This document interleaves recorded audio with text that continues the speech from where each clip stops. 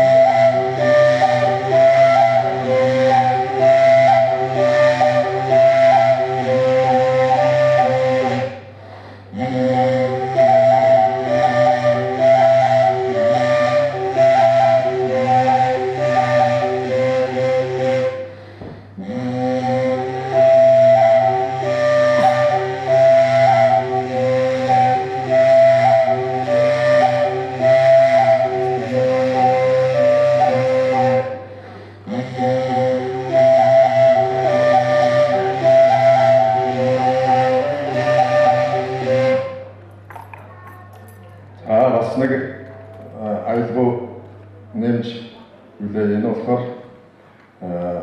одоо энэ Алтан уул усны бас нэг тийм хуучин мартагдах шахсан бас нэг юм аюулгүй байгаа.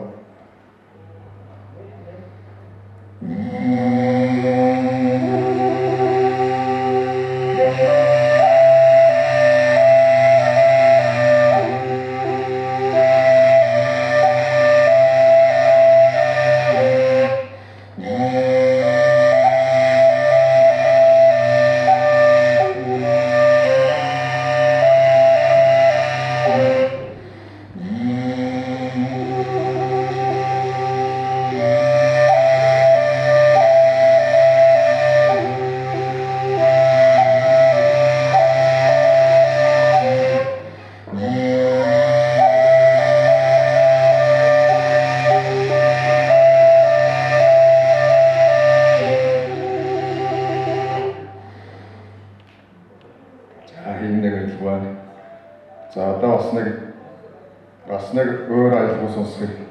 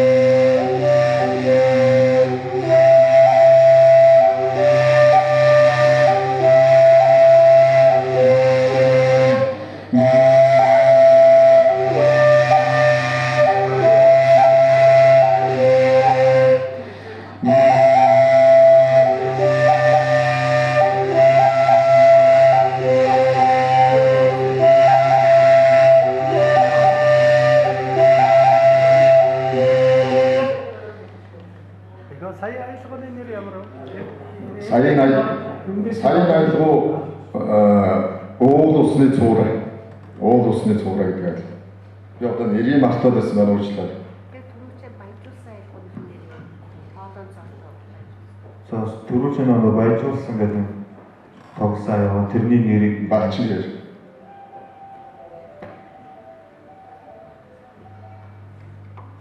За тэгээд одоо би бас энэ өөр аялгуу нэмж үлээх юм уу ингэ болох юм уу?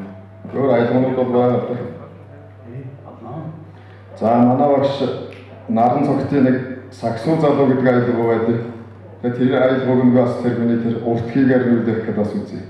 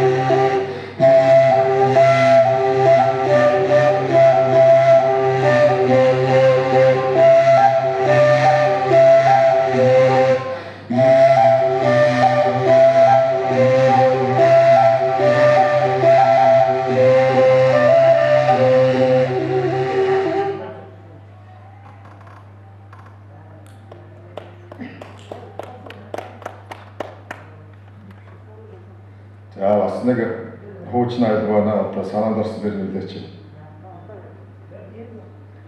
Нэр нь Алтан Баясал.